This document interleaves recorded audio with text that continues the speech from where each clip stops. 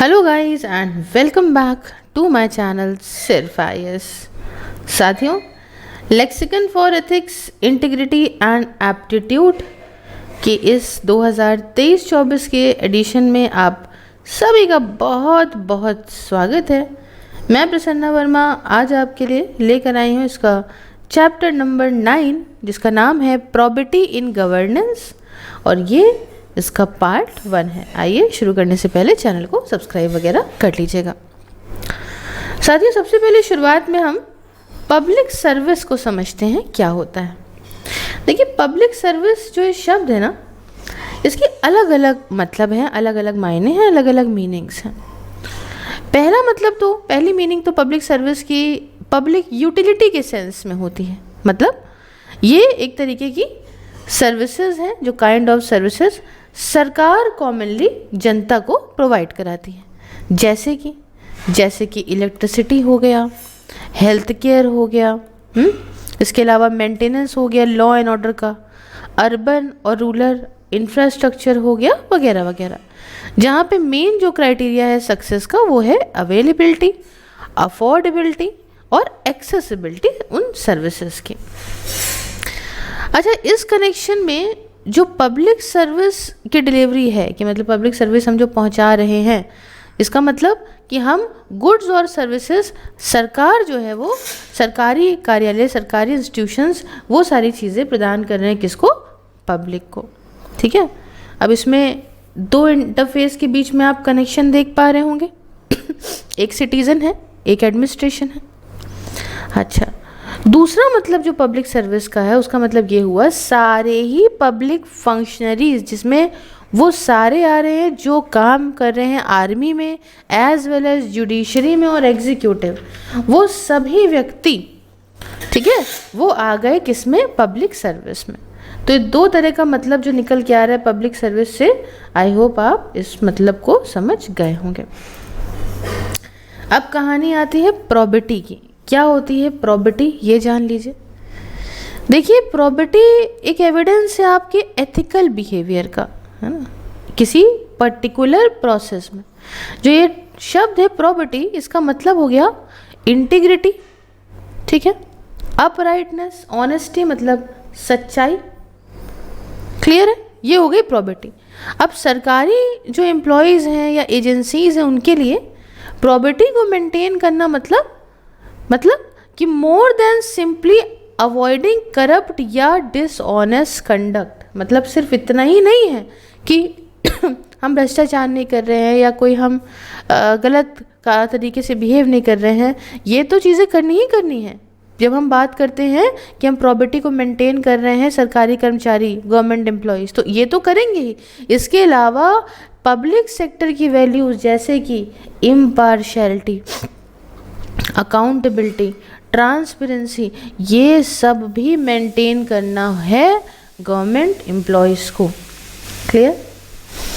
तो property is also regard as being incorruptible. ठीक है, आपको ऐसे भी समझना है प्रॉपर्टी को कि इसको इनकरप्टेबल समझिए। हालांकि जो प्रॉपर्टी है वो इस एविडेंस के साथ चलती है कि of being dishonest because it is determined by intangible like personal या सोसाइटल वैल्यूज। ठीक है, तो property goes further than the avoidance of these being dishonest. सिर्फ झूठा होना ही नहीं, बल्कि और भी चीज़ें हैं, आप अपने में मेंटेन रखिए, अच्छाई से चलिए, अकाउंटेबल हुई, ट्रांसपेरेंट हुई, इन सब चीज़ों को भी प्रॉपर्टी अपने अंदर लेती है। अच्छा, प्रॉपर्टी को आप रिगार्ड कर सकते हो as strict adherence to the code of ethics.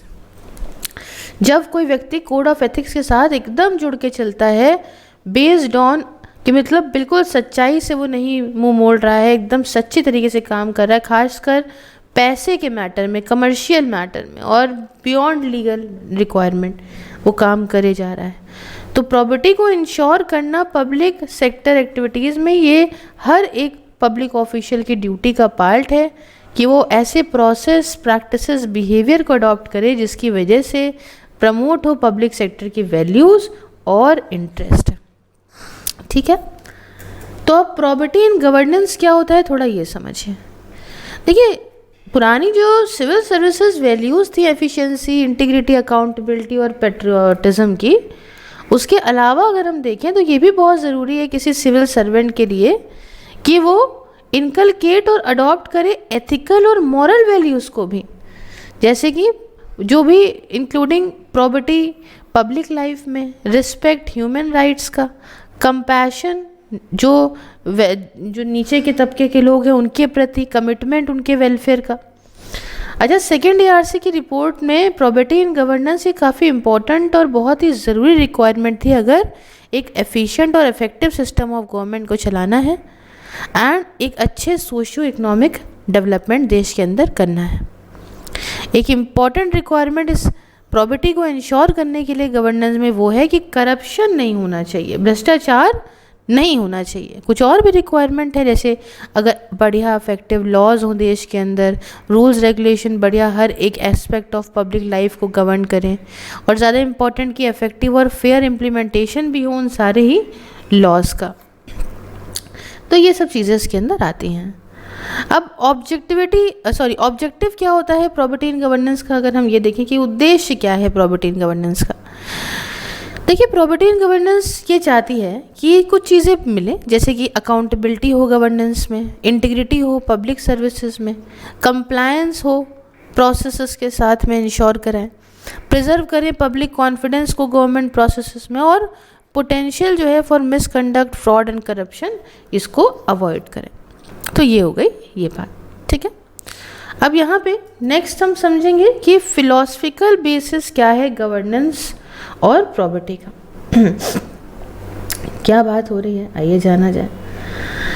देखिए, एथिकल कंसर्न्स गवर्नेंस के ये अंडरस्कोर हैं वाइडली इन इंडियन स्क्रिप्चर्स और दूसरे ट्रीटाइज में भी, जैसे कि रामायण, महाभारत, भगवद गीता, बुद्ध चरिता, अर्थशास्त्र, पंचतंत्र, मनुस्मृति, कुरल, शुक्र नीति, कदम्बड़ी, इसके अलावा राजतरंगिनी और हितोपदेश में। और सेम टाइम में एक इंसान यहाँ पे इग्नोर नहीं कर सकता मैक्सिम और एथिकल गवर्नेंस को जो चाइनीज़ फिलोसफर जैसे कि लाओ सी, कन्फ्यूशियस और मेंसिस ने भी प्रोवाइड किया है ना। तो ये दोनों ही चीज़ें इंपॉर्टेंट यहाँ समझ में आती हैं हमको। अब देखिए, वेस्टर्न फिलॉसफी में यहाँ पे कुछ 3 इम्पॉर्टेंट स्कूल्स ऑफ एथिक्स हैं। पहला तो इंस्पायर्ड है एरिस्टोटल से, ठीक है, एरिस्टोटल से इंस्पायर्ड है। होल्ड्स दैट वर्च्यूज जैसे जस्टिस, चैरिटी, जेनरोसिटी ये डिपोजिशंस हैं टू एक्ट इन वेज जो बेनिफिट करें प्रोसेसर को इन सारी वर्च्यूज़ के, और ख़ास कर तो सोसाइटी के जो उसका वो पार्ट हो, ठीक है। दूसरा सब्सक्राइब है मेनली बाय इमैनुअल कैंट के द्वारा। अब उसमें क्या होता है, उसमें ये होता है कि ये कॉन्सेप्ट ऑफ ड्यूटी है जो सेंट्रल है टू मोरालिटी। ह्यूमन बींग्स ये बाउंड है अपनी नॉलेज से of their duty as rational beings, obey करना कैटेगोरिकल इम्पेरेटिव को, ताकि वो रिस्पेक्ट करें दूसरे रैशनल बींग्स को जिनके साथ वो इंटरैक्ट करते हैं। और तीसरा आता है यूटिलिटेरियन व्यू पॉइंट, जो असर्ट करता है कि जो गाइडिंग प्रिंसिपल्स हैं कंडक्ट के वो greatest should be the greatest happiness या बेनिफिट दे ग्रेटेस्ट नंबर को। तो ये तो हम यूटिलिटेरियन अप्रोच आपको कई बार बता चुके हैं। तो इतनी बात आपको समझ में आई और क्लियर हुई। अब देखिए, जो वेस्टर्न थॉट है इसमें फुल ऑफ एथिकल गाइडलाइंस है रूलर्स की, चाहे वो मोनार्की के हों चाहे वो डेमोक्रेसी के हों। तो ये सारे कंसर्न्स आपको राइटिंग्स में भी देखने को मिलेंगे, जैसे प्लेटो की राइटिंग में, एरिस्टोटल की राइटिंग में, थॉमस जेफरसन एक व्यक्ति थे, अलेक्जेंडर हैमिल्टन थे, Thomas pen, John Stuart Mill, Edmund Burke और दूसरे ऐसे व्यक्ति। अच्छा, जो मेन जिस्ट है विजडम का ऑन एडमिनिस्ट्रेटिव एथिक्स वो ये है कि जो पब्लिक एडमिनिस्ट्रेटर हैं वो गार्जियन होते हैं इस एडमिनिस्ट्रेटिव स्टेट के, इसलिए इनसे एक्सपेक्ट करा जाता है कि पब्लिक का ट्रस्ट मेंटेन करें, उसे वायलेट ना करें। अब 2 बहुत ही इंपॉर्टेंट सवाल उठते हैं इस कॉन्टेक्स्ट में। पहला कि why should guardians be guided, guardians को क्यों गाइड करने की ज़रूरत है, और दूसरा सवाल उठता है कि कौन गाइड करेगा इन गार्जियंस को, है ना, दो सवाल उठते हैं। तो एडमिनिस्ट्रेटर यहाँ पे क्या है कि वो गार्ड करे अगेंस्ट देयर टेंडेंसी, ताकि ये जो मिसकंसीव ना करे पब्लिक इंटरेस्ट को, अपने सेल्फ इंटरेस्ट को ना प्रमोट कर लें, किसी करप्शन में ना इन्वॉल्व हो जाएं, या कोई नेशनल इंटरेस्ट को खतरा ना बन जाएं। एंड ये भी ज़रूरत है कि इन्हें गार्ड करे एक्सटर्नल इंस्टीट्यूशंस भी, जैसे कि judiciary, legislature, political executive, media, civil society organisation, ये सारे लोग। तो ये जो अलग अलग मोड ऑफ कंट्रोल हैं, ये इंस्ट्रूमेंट बनते हैं अकाउंटेबिलिटी के। ठीक है, तो जो अभी करंट डिसिप्लिन है पब्लिक एडमिनिस्ट्रेशन एक अकॉर्ड करता है प्रेमेसी टू दी वैल्यूज़ को, ऑफ वैल्यूज़ कौन सी, values of equity, justice, humanism, human rights, gender equality and compassion. और जो मूवमेंट है गुड गवर्नेंस का, जिसे इनिशिएट किया गया था बाय वर्ल्ड बैंक के द्वारा 1992 में, ये स्ट्रेस डालता है on the ethical and moral conduct of administrator पे, वाइल जो न्यू पब्लिक मैनेजमेंट मूवमेंट है ज़्यादा कंसर्न है ये एडमिनिस्ट्रेटिव इफेक्टिवनेस से। जो नया वाला पब्लिक एडमिनिस्ट्रेशन है ना, वो फोकस करता है एडमिनिस्ट्रेटिव एथिक्स पे। अगर हम देखें तो दोनों ही मूवमेंट कॉम्प्लीमेंट्री एक दूसरे को हैं, और कॉम्प्लीमेंट्री ऑफ फोर्सी is as truer today as it was 100 years ago. जब इंडस्ट्रियल वर्ल्ड एक्सपीरियंस कर रहा था राइज, उस समय साइंटिफिक मैनेजमेंट का amidst a strong acceptance थी नोशन ऑफ एडमिनिस्ट्रेटिव रिस्पॉन्सिबिलिटी की। तो जॉन कैनेडी ने अपनी प्रेसिडेंसी के टाइम पे, दैट इज 1961 से 63 की बात है, इन्होंने कहा कि no responsibility of government is more fundamental than the responsibility of maintaining the higher standards of ethical behaviour. तो ये इन्होंने क्या कहा कि भाई किसी भी सरकार की जो रिस्पॉन्सिबिलिटी है वो ज़्यादा फंडामेंटल नहीं है इस बात से कि वो higher standard of ethical behaviour को मेंटेन करे, है ना। तो जो आइडियल टाइप है कंस्ट्रक्शन ऑफ ब्यूरोक्रेसी का, जिसे प्रोपाउंड करा गया था मैक्स वेबर के द्वारा, ये भी हाईलाइट करता है एथिकल इम्पेरेटिव को ब्यूरोक्रेटिक बिहेवियर के।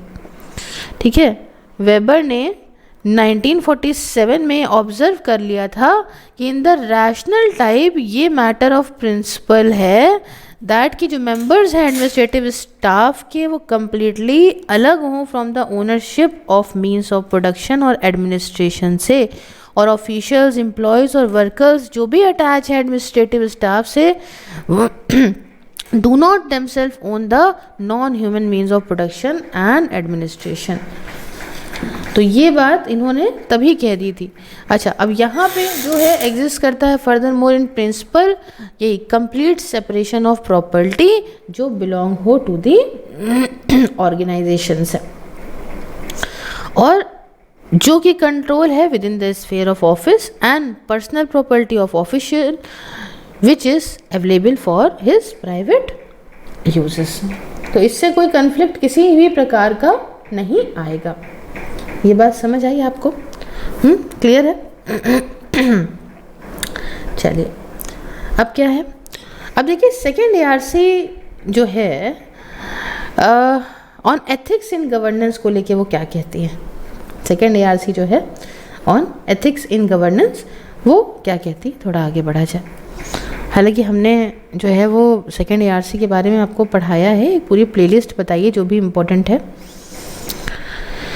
देखिए सेकेंड ARC जो रिफॉर्म्स थे, that is administrative reform commission कहते हैं ARC को, तो उसमें अगर देखा जाए उन्होंने अपनी चौथी रिपोर्ट जो थी उनकी एथिक्स इन गवर्नेंस में, उन्होंने पूरी तरीके से कवर करा था इशू एथिक्स का, और ऑब्जर्व किया ऑब्जर्वर्स का the crux of ethical behaviour does not lie in bold words and expression जो कि लिखे हैं एज स्टैंडर्ड्स के तौर पे, बट इसका आपको ये स्टैंडर्ड जो लिखा है इससे मतलब नहीं है, आपको इसको अपने एक्शन में लाना होगा।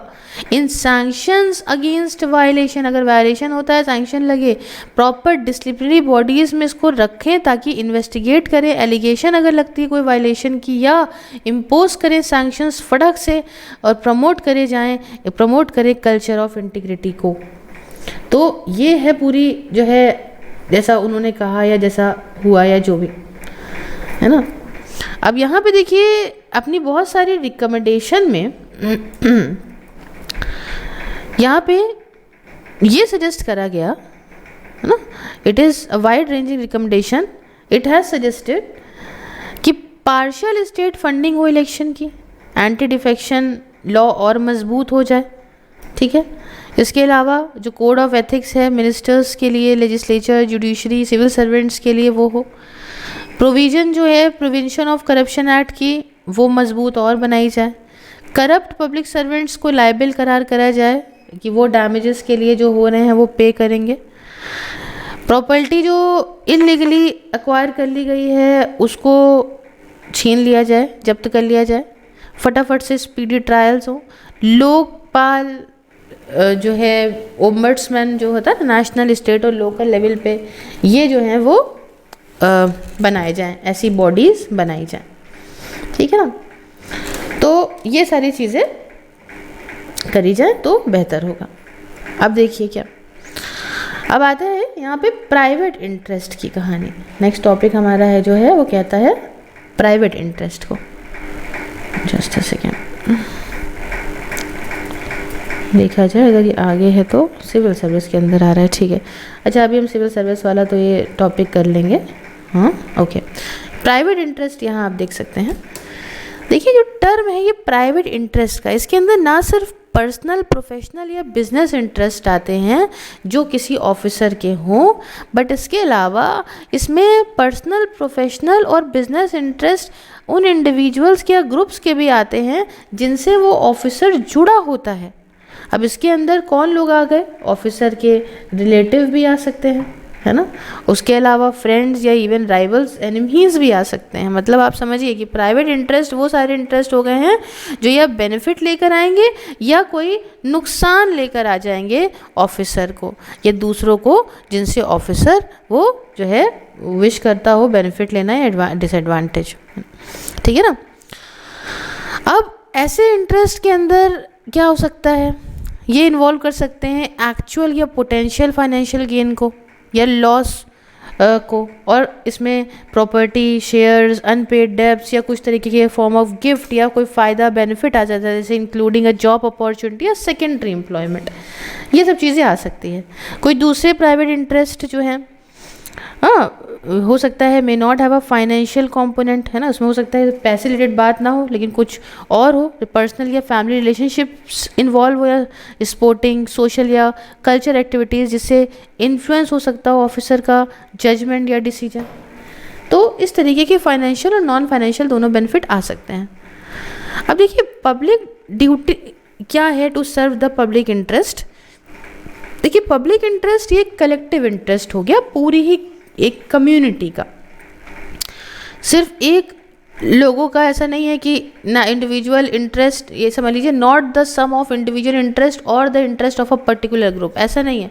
जब हम पब्लिक इंटरेस्ट की बात करते हैं तो पूरी कम्युनिटी के इंटरेस्ट की बात करते हैं। सारे पब्लिक सेक्टर के ऑफिसर्स, इनकी एक पब्लिक ड्यूटी है कि वो पब्लिक इंटरेस्ट को अपने प्राइवेट या पर्सनल इंटरेस्ट से हमेशा ऊपर रखें जब ये अपनी ऑफिशियल ड्यूटीज़ निभा रहे हों। ये प्रिंसिपल अप्लाई करता है किसी पे भी जो कोई भी सरकारी प्रोग्राम के तहत सर्विसेज जनता को प्रदान कर रहा हो, चाहे फुल टाइम कर रहा हो या पार्ट टाइम एम्प्लॉय हो, कैजुअल हो या कॉन्ट्रैक्ट स्टाफ का मेंबर हो, कोई बोर्ड मेंबर हो या फिर कोई कंसल्टेंट या वॉलंटियर हो, इससे कोई मतलब नहीं है। क्लियर है।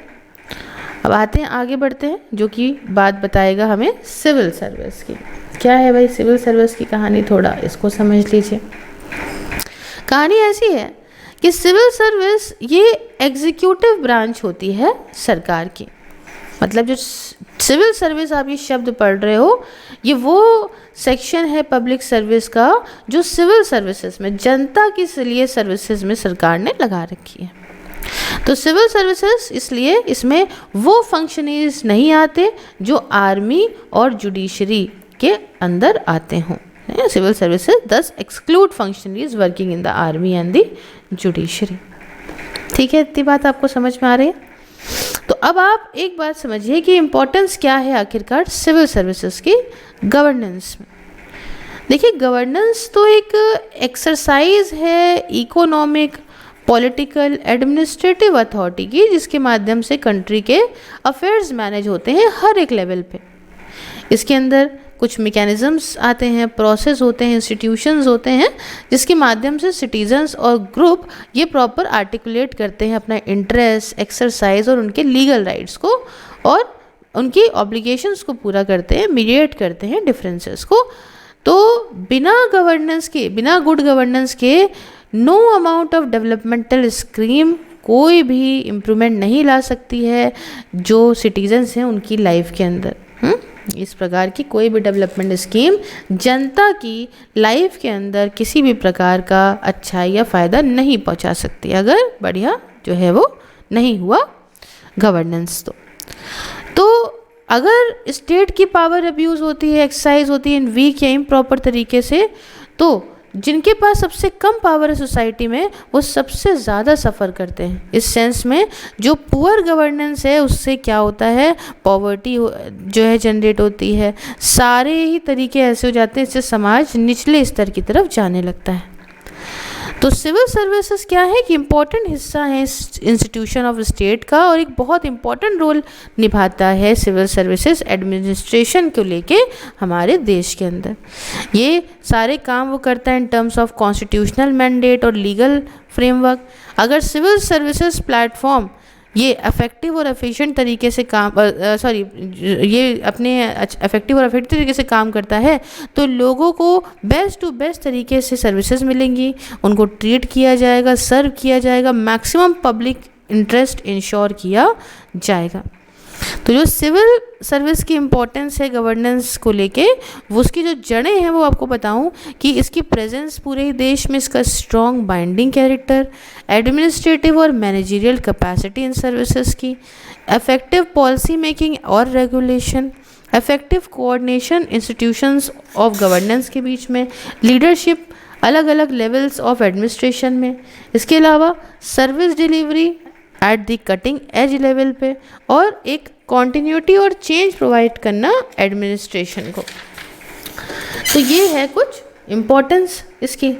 अब देखिए, अब हम समझते हैं new public service. New public service क्या है थोड़ा जानिए।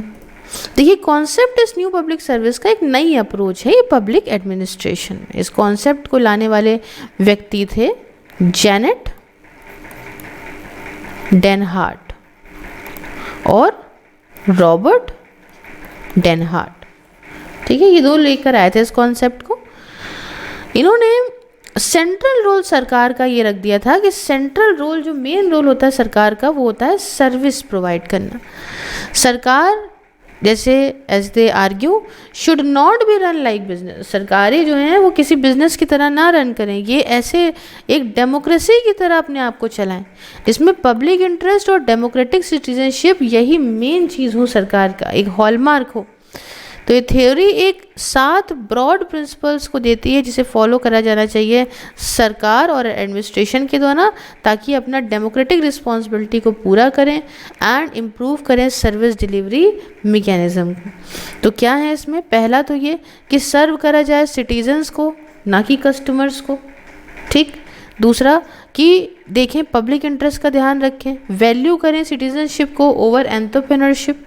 हाँ, स्ट्रैटेजिकली सोचें, डेमोक्रेटिकली एक्ट करें, रिकॉग्नाइज करें कि जो अकाउंटेबिलिटी है ये सिंपल नहीं है, सर्व करें रैदर देन स्टीयर, और वैल्यू करें लोगों को, ना सिर्फ प्रोडक्टिविटी को, मतलब value people not just productivity. ठीक है, तो इसको ऐसे ऐसे करने की बात कही गई है। और आगे बढ़िए, अब क्या है डेवलपमेंट एडमिनिस्ट्रेशन। ये क्या है भाई, डेवलपमेंट एडमिनिस्ट्रेशन क्या होता है समझते हैं, आइए। देखिए, डेवलपमेंट एडमिनिस्ट्रेशन ये एक एक्शन ओरिएंटेड और गोल ओरिएंटेड एडमिनिस्ट्रेटिव सिस्टम है। ये मतलब ये है about administration with a difference. इसका फोकस क्या आ रहा है, इसका फोकस है on government influence change towards the attainment of progressive social, economic and political objectives. ये है इसकी कहानी। अब इसको समझिए कि इसमें है क्या। देखिए, डेवलपमेंट एडमिनिस्ट्रेशन को आप कैरेक्टराइज कर सकते हो इसके पर्पस से, इसकी लॉयल्टी से और इसके एटीट्यूड से। जो पर्पस होता है डेवलपमेंट एडमिनिस्ट्रेशन का, ये है कि हमें बहुत तेज़ आगे बढ़ाना है, फैसिलिटेट करना है एक डिफाइंड प्रोग्राम को सोशल और इकोनॉमिक प्रोग्रेस के। ये पर्पस है चेंज और इनोवेशन का और मूवमेंट का as contractors with the purpose of maintaining the status quo. अच्छा, लॉयल्टी के टर्म में देखें तो ब्यूरोक्रेसी को अकाउंटेबल होना होगा लोगों को कि एंड कोई भी तरह के एंड नॉट टू एनी किसी भी इंस्टीट्यूशनल इंटरेस्ट के लिए नहीं, किसी किंग या एम्पायर के लिए नहीं लॉयल होना है, लोगों के लिए लॉयल होना है ब्यूरोक्रेसी को। तो ये बात है इसकी लॉयल्टी। और एटीट्यूड के टर्म में देखें तो डेवलपमेंट एडमिनिस्ट्रेशन कहता है कि पॉजिटिव, परसुएसिव और इनोवेटिव स्टेंसेस हों ब्यूरोक्रेसी के लिए। ट्रेडिशनल नॉर्म्स या फॉर्म्स जो एडमिनिस्ट्रेशन के हैं वो रखे जाएं by flexibility and adaptability to changing जो नीड्स एंड सिचुएशन है उनके हिसाब से। तो अब यहाँ पे देखिए बिहेवियरल पैरामीटर्स क्या हैं डेवलपमेंट एडमिनिस्ट्रेशन के। तो पानंदिकर और शिसागर ने 4 तरह के बिहेवियरल पैरामीटर्स को रखा। एक रखा चेंज ओरिएंटेशन, दूसरा रखा रिजल्ट ओरिएंटेशन, तीसरा रखा सिटीजन पार्टिसिपेटिव ओरिएंटेशन और चौथा रखा कमिटमेंट टू वर्क। तो ये कुछ 4 तरह की चीज़ें रखी उन्होंने। अब यहाँ पे ट्रेडिशनल पब्लिक एडमिनिस्ट्रेशन और डेवलपमेंट एडमिनिस्ट्रेशन क्या है उसको आपको समझाते हैं। देखिए, जो डिफरेंस है ट्रेडिशनल पब्लिक एडमिनिस्ट्रेशन और डेवलपमेंट एडमिनिस्ट्रेशन के बीच में, ये आप ऐसे ही मीट कर सकते हो। मतलब ये कैसे बनता है, ये डिफरेंसेस निकल के आता है बाय ऑब्जर्विंग और एनालाइजिंग द फीचर्स जो दोनों ही कॉन्सेप्ट के हैं। उनको अगर आप समझोगे तो आप इन दोनों में डिफरेंस समझ पाओगे।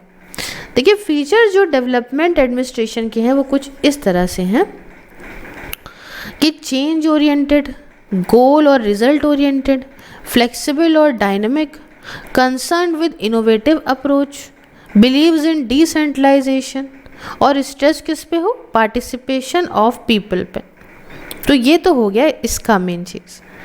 और फीचर्स कुछ ट्रेडिशनल एडमिनिस्ट्रेशन के कुछ इस तरह से हैं, जैसे status quo oriented, emphasis on economy and efficiency, hierarchical और rigid, concern with routine operations, believes in centralization, resist organizational change, stress on directions from authority, not much involvement of people। तो ये सब हो गया यहाँ पे फीचर्स इस traditional वाले एडमिनिस्ट्रेशन के।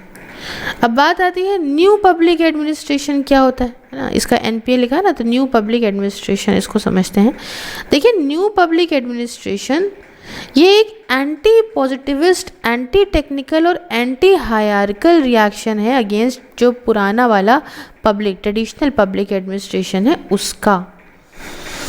जो 1960s जो था यूएसए में, वो वक्त था जब अनयूजुअल सोशल और पॉलिटिकल वहाँ पे उथल पुथल आया था। इस कॉन्टेक्स्ट में ऑब्जर्व किया गया था कि neither the study nor the practice of public administration, इनमें से कुछ भी सही से रिस्पॉन्ड नहीं कर रहा था जो उस समय इतना उथल पुथल आया था उसको लेके, एंड कॉम्प्लिकेशन बढ़ती जा रही थी उन सारी कंडीशन से। तो एनपीए की ये थ्योरी डील करती थी कुछ इश्यूज से, जैसे कि एक इशू था डेमोक्रेटिक सिटीजनशिप का, दूसरा था पब्लिक इंटरेस्ट का, तीसरा था पब्लिक पॉलिसी का और चौथा था सर्विसेज टू सिटीजन्स का। तो एनपीए स्टैंड करता है यहाँ पे 4 इम्पॉर्टेंट एस्पेक्ट्स में, समझिएगा। पहला आता है रेलिवेंस। अब रेलिवेंस में क्या आता है, देखिए ट्रेडिशनल पब्लिक एडमिनिस्ट्रेशन के अंदर बहुत ही कम इंटरेस्ट था कंटेम्प्रेरी उस समय जो प्रॉब्लम्स चल रही थी और इश्यूज चल रही थी उसको लेके। एनपीए ने सजेस्ट किया कि सोशल रियलिटी को ध्यान में रखें और कुछ बदलाव लिए जाएं ताकि जो भी उस लोगों की ज़रूरत है उस हिसाब को उनकी चीज़ों को पूरा करा जाए। एनपीए ने ये भी सजेस्ट किया कि जो रैशनैलिटी का इंक्लूजन है लोगों में, है ना, ये भी प्रोसेस हो सकता है पॉलिसी फॉर्मुलेशन का। दूसरा रखा यहाँ पे इम्पोर्टेंट एस्पेक्ट में वैल्यूज़। एनपीए ने होल्ड करा कि जो वैल्यू न्यूट्रलिटी है पब्लिक एडमिनिस्ट्रेशन में इज़ एन इम्पॉसिबिलिटी है ये, एंड पब्लिक एडमिनिस्ट्रेशन ये पूरी तरह से स्पाउस करे। वजह क्या है? डिसएडवांटेज सेक्शन की इन दी सोसाइटी। उसके बाद तीसरी बात क्या? तीसरी बात इन्होंने रखी सोशल इक्विटी। देखिए एनपी का ये मानना था, न्यू पब्लिक एडमिनिस्ट्रेशन का ये मानना था कि जो पर्पस है पब्लिक ऑर्गेनाइजेशन का वो है इकोनॉमिक, सोशल और साइकिक सफरिंग को कम करना और लाइफ अपॉर्चुनिटीज़ को बढ़ाना उन लोगों के लिए जो इनसाइड और ऑनसाइड हैं ऑर्गेनाइजेशन के। इसने चैलेंज करा पब्लिक एडमिनिस्ट्रेशन को ज़्यादा प्रोएक्टिव बनाइए to major social issues and put the realisation of social equity as a chief goal of public administration के तौर पर। और लास्ट है चेंज। देखिए एनपीए ने ये दिखाया है कि जो स्केप्टिज्म है toward the deeply rooted powers जो कि परमानेंट इंस्टीट्यूशंस के पास होती हैं, इन्हें ये सजेस्ट किया कि ऑपरेशनल फ्लेक्सिबिलिटी हो, ऑर्गेनाइजेशनल अडेप्टेबिलिटी हो एडमिनिस्ट्रेशन सिस्टम में, ताकि इन्वायरमेंटल चेंजेस के साथ प्रॉपर मीट इन्वायरमेंटल चेंजेस को किया जा सके। तो एनपीए सॉल्यूशंस प्रोवाइड कर रहा था इन सारे गोल्स को पाने के लिए। पॉपुलरली 4Ds इसे कहते हैं, दैट इज़ 4Ds में कौन कौन आ रहे थे? एक आ रहा था डिसेंट्रलाइजेशन, एक आ रहा था डी ब्यूरोक्रेटाइजेशन, एक था डेलीगेशन और चौथा था डेमोक्रेटाइजेशन। अब आया न्यू पब्लिक मैनेजमेंट।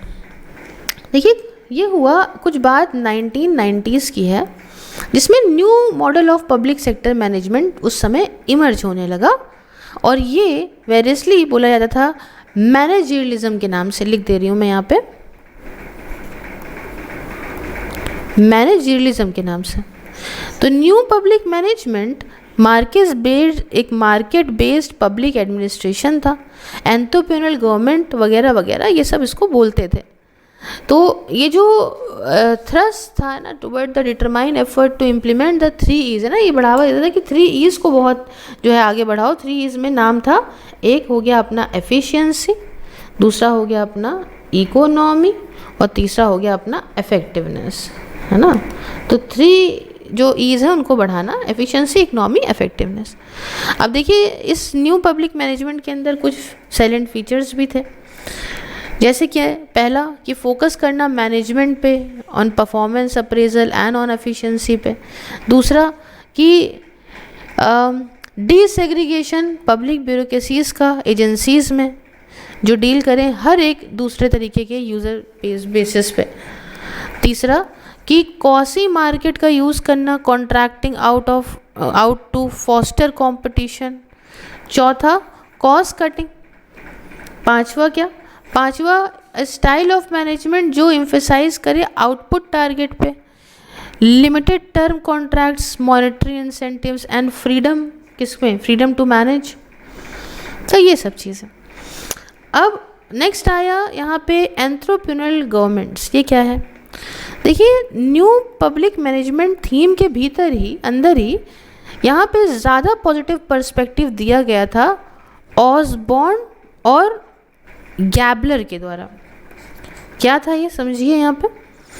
इन री इन्वेंटिंग गवर्नमेंट 1992 में इन्होंने ये सजेस्ट करा कि एक 10 पॉइंट का प्रोग्राम हो, जो इन्होंने जिसको नाम दिया है ना, जो कहे भाई, जिसे कहा एंटरप्रेन्योरल गवर्नमेंट नाम दिया।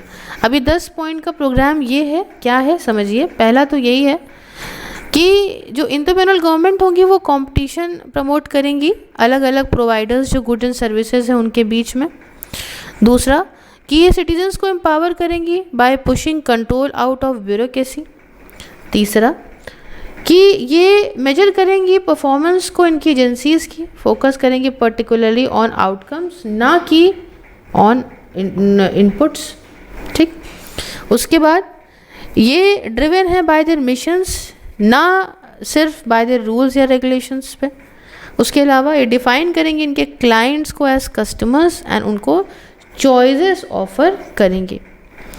उसके अलावा ये प्रिवेंट करेंगी प्रॉब्लम्स को, than cure them after they blow out. मतलब प्रॉब्लम हो ही ना वही सही है, ये नहीं कि अब प्रॉब्लम हो गई तो अब सोच रहे हैं कि लाओ ज़रा इसको सॉल्व करें, कोशिश हो प्रॉब्लम होना। उसके बाद ये अपनी एनर्जी डालेंगी इनटू अर्निंग मनी, ना सिर्फ खर्च करने पे। इसके साथ ये डिसेंट्रलाइज करेगी अथॉरिटी को, एम्ब्रेस करेगी पार्टिसिपेटरी मैनेजमेंट को। उसके साथ ये फोकस करेंगी, प्रेफर करेंगी कि जो है एक मार्केट मैकेनिज्म हो टू ब्यूरोक्रेटिक मैकेनिज्म के कंपैरिजन में। और लास्ट में फोकस करेंगे ना सिर्फ प्रोवाइड करने के लिए पब्लिक सर्विस को, बट साथ में बढ़ाने के लिए सारे ही पब्लिक सेक्टर्स को भी, प्राइवेट को भी, वॉलंटरी को भी इनटू एक्शन, ताकि सॉल्व कर सकें सब मिलके कम्युनिटी की प्रॉब्लम्स को। इतनी बात समझ में आ गई आपको?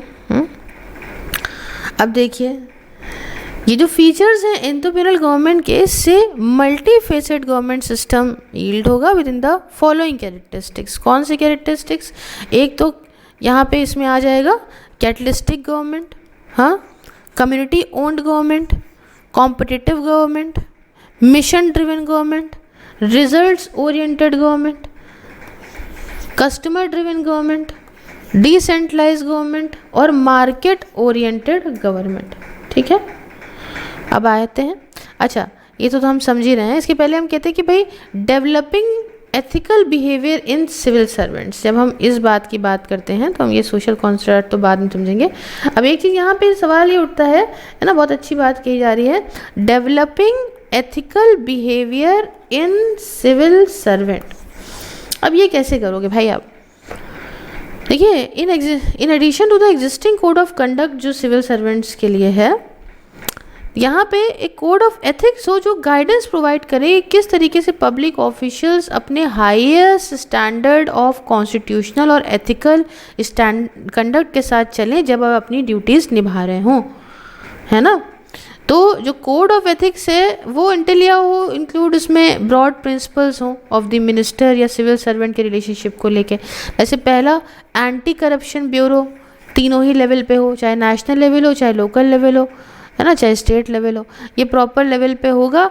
ये प्रॉपर सिस्टमैटिक सर्वे करेगा डिपार्टमेंट्स का with reference to highly corruption जो प्रोन डिपार्टमेंट है, टारगेट करेगा उन ऑफिशियल्स को जो लगता है कि हैं तो उनको क्वेश्चनेबल होगा, उनकी इंटीग्रिटी पे अगर क्वेश्चन उठता है तो उन पे टारगेट करेगा। दूसरा, सिटीजन्स इनिशिएटिव, जैसे कि सिटीजन चार्टर बनाया जाएगा, कैसे बढ़िया सर्विस लेवल को प्रॉपर स्टिमुलेट करके, एंड साथ में रेमेडी अगर ये सारे सर्विस लेवल नहीं पूरे होते हैं तो सिटीजन्स को इन्वॉल्व करा जाए असेसमेंट में, मेंटेनेंस में एथिक्स की इंपॉर्टेंट गवर्नमेंट इंस्टीट्यूशंस और ऑफिसर्स के, रिवॉल्ड स्कीम लाई जाए ताकि सिटीजन इनिशिएटिव को प्रॉपर इंसेंटिवाइज करा जाए।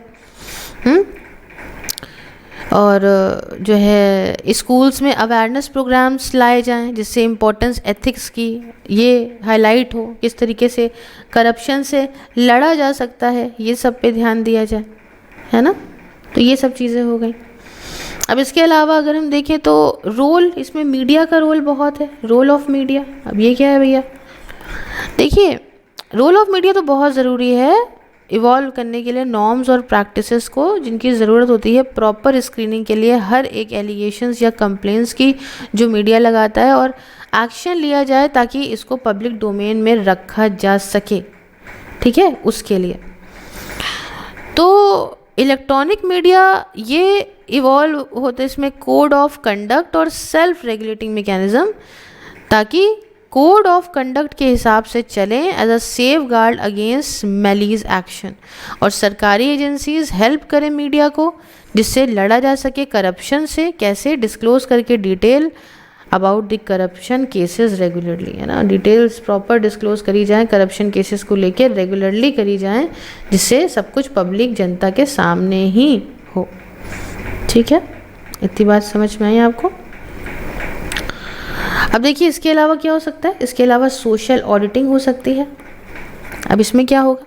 इसमें ऑपरेशनल गाइडलाइंस सारी डेवलपमेंट स्कीम्स की सिटीजन सेंट्रिक प्रोग्राम प्रोवाइड करे जाएं ताकि सोशल ऑडिट मैकेनिज्म जो है वो हो प्रॉपर। उसके अलावा प्रमोट करिए कंपटीशन प्रमोट हो, बढ़िया है। हर एक मिनिस्ट्री, हर एक डिपार्टमेंट ये एक इमीडिएट एक्सरसाइज करे जिससे उन एरियाज़ का पता लगाए जहाँ पे एग्जिस्टिंग मोनोपोली है फंक्शंस की, उनको देखिए कंपटीशन से सेम तरह की चीज़ करी जाए स्टेट गवर्नमेंट और लोकल बॉडीज़ के साथ भी। तो ये एक बेनिफिट हो जाएगा।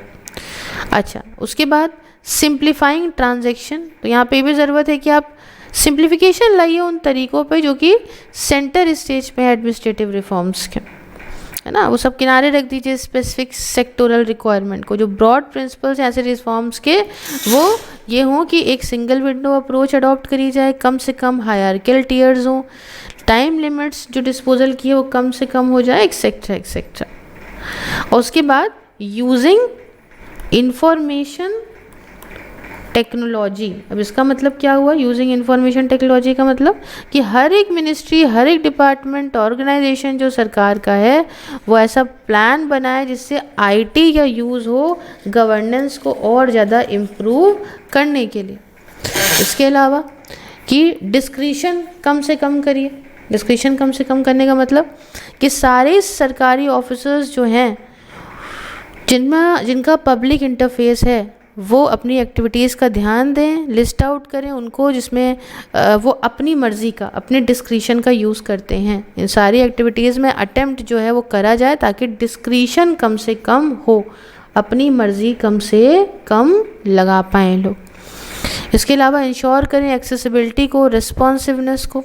जो सर्विस प्रोवाइडर्स हैं वो अपनी एक्टिविटीज़ को कवर करें सो दैट सारी सर्विसेज वो डिलीवर हों एक कॉमन पॉइंट पे। तो ऐसा कॉमन सर्विस पॉइंट ये आउटसोर्स हो सकता है किसी एजेंसी को।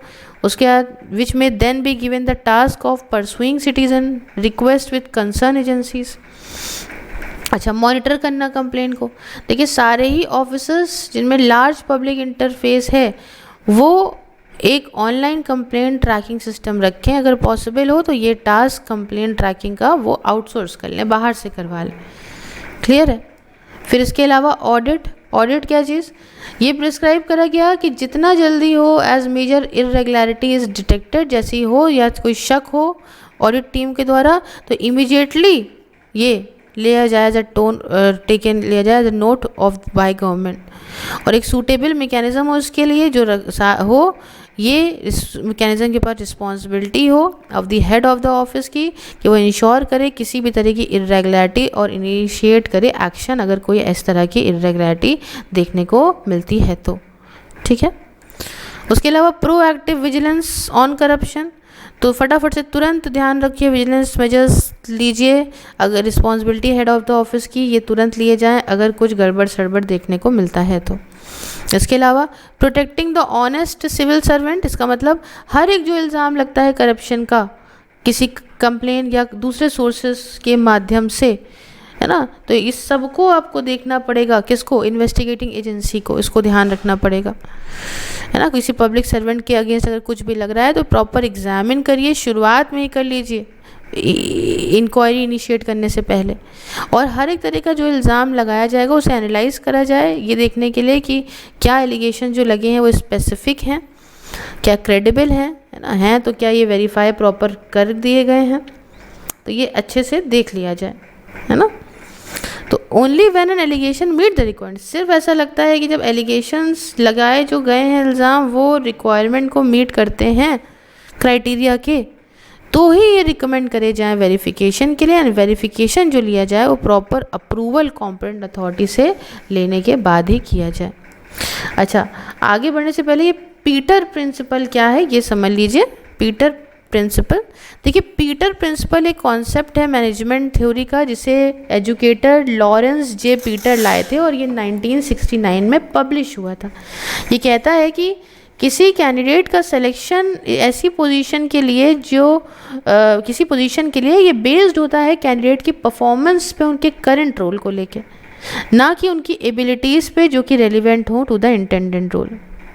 इसलिए जो एम्प्लॉयज़ हैं वो उनको प्रमोट करना रोक देना चाहिए एक बार वो अगर वो नहीं करते हैं effectively, that they can no longer perform effectively, and managers rise to the level of their incompetence। फिर समझिए, thus employees only stop being promoted once they can no longer perform effectively and managers rise to the level of their incompetence। तो ये है बात पूरी जो मैंने आपको पीटर प्रिंसिपल भी समझा दिया। अब आए हम सोशल कॉन्ट्रैक्ट की तरफ, है ना। चैप्टर के पार्ट्स थोड़े हो सकता है कि बड़े बड़े बन जाएंगे, बट आई थिंक कि it is very much needed क्योंकि हमें कंप्लीट करना है एज सून एज पॉसिबल। तो आइए सोशल कॉन्ट्रैक्ट को पहले समझते हैं। देखिए, सोशल कॉन्ट्रैक्ट या पॉलिटिकल कॉन्ट्रैक्ट ये थ्योरी या मॉडल है जिसकी शुरुआत हुई थी एज ऑफ एनलाइटमेंट से, जो टिपिकली एड्रेस करता है उन सवालों को किस सवालों को, और questions of origin of society को, कैसे सोसाइटी जो है उत्पन्न हुई, ओरिजिनेट हुई, लेजिटिमेसी को अथॉरिटी ऑफ द स्टेट की ओवर द इंडिविजुअल।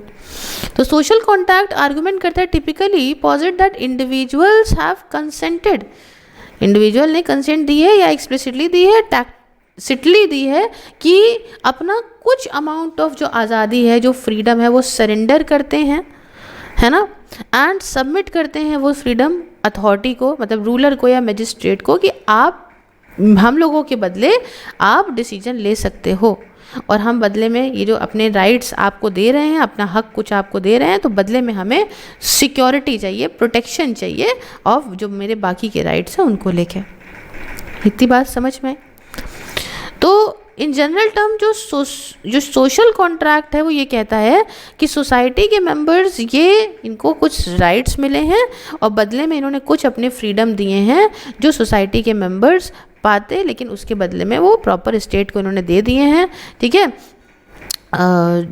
किस लिए? ताकि वो आराम से बाकी सारे राइट्स अपने प्रोटेक्ट कर सकें। हाँ, तो सोसाइटी यहाँ पे स्टेट के सेंस में देख रहे हैं, ये निकल के आई to enforce the rights and responsibility जो बॉन्ड थी by its members, because these rights and responsibility are neither natural nor fixed. तो ये ऑल्टर हो सकती हैं अगर सोसाइटी के मेंबर चाहें तो, ठीक। हालांकि इनको ये बात ध्यान रखनी पड़ेगी कि जब एडिशनल राइट्स एक्सरसाइज करे जा रहे होंगे तो हमेशा ही इंटेल होंगे bearing additional responsibility, extra rights के साथ एक्स्ट्रा रिस्पॉन्सिबिलिटी भी आएंगी। Bearing fewer responsibility will always Intel exercising fewer rights, come responsibility तो कम राइट्स। तो ये फिलोसफिकल आइडियाज़ जो सोसाइटल कॉन्ट्रैक्ट के हैं ये ह्यूगो के टाइम से हैं। ह्यूगो ग्रोटियस 1583 से 1645 तक रहे थे। Thomas Hobbes, John Locke, Jean Jacques Rousseau, और ज़्यादा रिसेंटली देखें तो जॉन रॉल्स, इन्होंने second half of the 20th century में लिखा था। तो अब सोशल कॉन्ट्रैक्ट थ्योरी के फीचर्स क्या हैं, थोड़ा आप ये समझिए साथियों। सोशल कॉन्ट्रैक्ट थ्योरी एक्सप्रेस करती है दो तरह के फंडामेंटल आइडियाज़ को जिसमें ह्यूमन माइंड हमेशा क्लिंज रहता है। एक तो ये वैल्यू ऑफ लिबर्टी, ये आइडिया की that will and not force is the basis of government, ठीक है, will is the basis of government, force is not the basis of government. और दूसरा कि वैल्यू ऑफ जस्टिस या फिर idea of right and not might is the basis of all political society end of every system of political order. तो ये यहाँ पे दो चीज़ों में ध्यान रखती है। अब देखिए, एक है बहुत इम्पॉर्टेंट लॉ है जिसे कहते हैं पार्किंसंस लॉ। ये ज़रा समझ लीजिएगा, फिर हम इस तरफ आएंगे।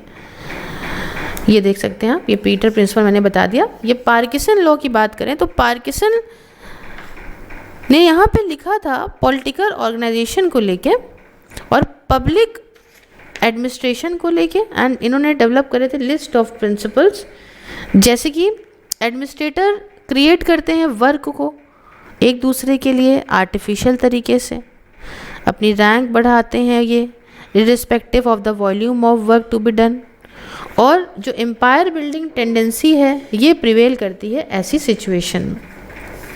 एग्जीक्यूटिव सेलेक्ट करते हैं सबऑर्डिनेट्स को जो कम स्मार्ट होते हैं उनसे, विद अ व्यू ऑफ ताकि ये बाद में मेरे ही राइवल ना बन जाएं। तीसरा कि जो कमिटीज़ हैं वो ग्रो करती हैं साइज़ में until they lose their effectiveness. चौथी बात कि कमेटी मीटिंग्स में according to the law of triviality जो टाइम स्पेंड होता है ऑन सब्जेक्ट अलग अलग ना, ये वैरी करता है इन इनवर्स प्रोपोर्शन में टू द सम इन्वॉल्व। और एक्सपेंडिचर जो है किसी ऑर्गेनाइजेशन का वो बढ़ जाता है to eat the available money, to eat up the available money. तो ये बात है। अब देखिए ऑर्गेनाइजेशनल अपॉलजी क्या है, थोड़ा सा ये समझते हैं हम। देखिए सेम पॉइंट पे हर एक कंपनी एक गलती करती है जिसमें एक अपॉलॉजी की ज़रूरत होती है कि भैया मैंने गलती करी है, सीधी सी बात है ना। इंडिविजुअल से अपॉलॉजी की ज़रूरत होती है, या ग्रुप ऑफ कस्टमर्स से, एम्प्लॉयज़ से, या बिजनेस पार्टनर्स से, या पब्लिक से अपॉलॉजी की ज़रूरत होती है अगर कंपनी कुछ गलत करती है। And more often than not organisation और उनके लीडर्स यहाँ पे अब क्या हो जाते हैं, फेल कर जाते हैं अपॉलजाइज करना इफेक्टिवली, अगर इफ़ एट ऑल। तो इससे क्या होता है, अगर अपॉलजी नहीं करते हैं तो इनके रिश्ते जो हैं इनके स्टेक होल्डर्स के साथ वो ख़राब होते हैं, इनकी रेपुटेशन ख़राब होती है, खासकर अगर इंसिडेंट्स पब्लिक में आ जाएगा तो बहुत ही ख़राब। अब इसका एक यहाँ समझिए, कंसिडर करिए ला फेयर दी मैगी। नियरली 30 सालों से नेस्ले की मैगी नूडल वो बहुत ही सक्सेस स्टोरी थी, हर घर में हर जगह पे बहुत ही तगड़ी तरीके से बनती थी, है ना। एक अनलाइकली प्रोडक्ट था, इसमें दिल दिमाग से इतनी डिफ़िकल्ट मार्केट को सबने अपना रखा था। बट जैसे इसमें लेड अडल्ट्रेशन के इल्ज़ाम लगे, है ना, बाद में ये गलत साबित हुआ, अलग की बात है, लेकिन मैगी को बाद में कहा गया ना कि अपनी नूडल सेल करिए, लेकिन पहले तो इसकी खूब बेइज्जती हो गई। तो ये केस स्टडी बन गया पूरे ही और डिफरेंट तरीके का, एक टेक्स्ट बुक एग्जाम्पल, एक किस तरीके, how not to handle a crisis. In the first few weeks it took for the controversy to spread to social media। पहले सोशल मीडिया के माध्यम से कंट्रोवर्सी सब जगह फैल जाती है, फिर ये फुल ब्लोन क्राइसिस में बढ़ती है। नेस्ले ने चूज़ करा कि भैया अब हम चुप रहेंगे इस मामले में, जो भी यहाँ पे हमारे सामने यहाँ आ रहा है, जो भी स्टोरी हो नेस्ले की, जो भी भाई दो पक्ष होते हैं ना, तो नेस्ले की साइड का जो भी पक्ष हो उस वक्त, है ना। आज के डिजिटल एज में मतलब एक दिन भी अगर आप लेट होते हो तो समझ लो आप एक महीना लेट हो, तो कंपनीज को एक क्लियर गाइडलाइंस की ज़रूरत है डिटरमाइन करने के लिए कि whether a misstep merits an apology and when it does how to deliver the message. ठीक है, अगर अपॉलॉजी मान रहे हो तो किस तरीके से जनता तक आपको ये बात पहुंचानी है। अब यहाँ पे 2 फैक्ट चलिए रिकॉग्नाइज करते हैं अपॉलॉजीज़ को लेके। पहला ये कि हम साइकोलॉजिकली प्रीडिस्पोज्ड हैं टू फाइंड रीजंस या एक्सक्यूजेस जिससे हम डिले करते हैं, अवॉइड करते हैं कहना। आपने देखा होगा ना, लोग सॉरी कहने से बड़ा बचते हैं, है ना, अपोलोजाइज करते हैं। Apologising feels uncomfortable and risky. अगर सॉरी किसी को बोलोगे तो लगेगा अरे पता नहीं क्या ही हमारे दिल पे जो है छू गया, कोई बहुत गलत बात कह दी। ठीक है, तो यहाँ पे लॉस ऑफ पावर या फेस इन्वॉल्व होता है, ये रीअरेंज करता है स्टेटस हायरार्की को एंड हमें जो है ऐसा बनाता है at least temporarily to the other party. Apologies are काफ़ी डिफ़िकल्ट होती हैं ऑर्गेनाइजेशनल कॉन्टेक्स्ट में भी। एक कंपनी की गलती अगर है तो एक सिंगल डिवीजन से हुई है, एम्प्लॉय से हुई है, एंड काफ़ी सिचुएशन बुरी हो गई फ्रीक्वेंटली और ख़राब होती गई, और जो इवेंट्स होते गए इसके, तो ये अनजस्ट है किसी सीईओ के लिए, पूरे ऑर्गेनाइजेशन के लिए कि वो पूरी रिस्पॉन्सिबिलिटी ले। गलती तो एक ही ने करी है ना, रिस्पॉन्सिबिलिटी पूरे ऑर्गेनाइजेशन को लेनी पड़ रही है कि नहीं।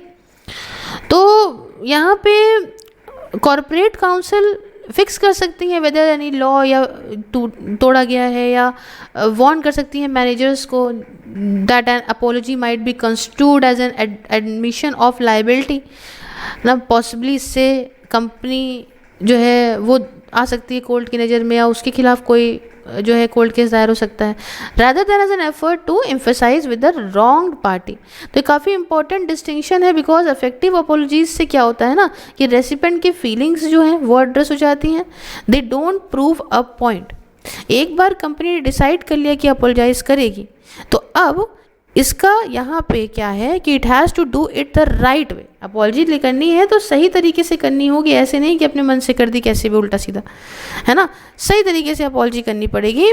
कैसे करनी है? While a good apology can restore balance. अगर अच्छे से अपॉलजाइज करा तो वापस से इम्प्रूव हो जाएंगे रिलेशनशिप। एक बैड अपॉलजी से क्या होगा कि और रिश्ते ख़राब ही हो जाएंगे। तो as a framework for getting it right, companies need to think carefully. अब कंपनियों को ऐसा अगर करना है तो इससे कंपनियों को बहुत सोच समझ के अच्छे से सोचना समझना होगा। क्या सोचना समझना होगा वो मैं आपको बता देती हूँ। जैसे कि पहला हु मतलब जितना सीरियस और जितना कोर ऑफ वायलेशन होगा उतना ज़्यादा नेसेसरी है इस बात का बन जाना कि senior leader up to including CEO हो ये अपॉलॉजी करें, है ना। कौन अपॉलॉजी कर रहा है यहाँ पे इसकी बात आ रही। इतना सीरियस मैटर उतने ऊपर के लोग अपॉलजाइज करें, ठीक है ना। इतनी बात समझ में आ गई। तो ऐसे केसेस जहाँ पे क्लियर ट्रांसग्रेसर होता है तो एम्प्लॉय जो गलती उसने करी है, there may be merit in involving that person, ये फ़ायदा है कि उस पर्सन को इन्वॉल्व कर लो तो यहाँ थोड़ा मामला सेट बैठ जाएगा। दूसरा आता है वॉट। देखो ये एक सब्सटेंस है अपॉलॉजी का, जो शब्द ये आप कहते हो ना, एंड जो एक्शंस आप जो लेते हो उसको, तो ये काफ़ी इंपॉर्टेंट है कि 3 गोल्स दिमाग में रखो, कैंडर, रिमोर्स और कमिटमेंट टू चेंज। ऑर्गेनाइजेशन कभी भी डिफेंसिव ना साउंड करें, है ना, as if they are trying to justify a violation, कि भैया हमने सही करा है, वो ऐसा तो नहीं था, ऐसा नहीं, ऐसा नहीं होना चाहिए, है ना। उन्हें किस तरीके से सामने रखना है चीज़ों को, एकदम सही हो।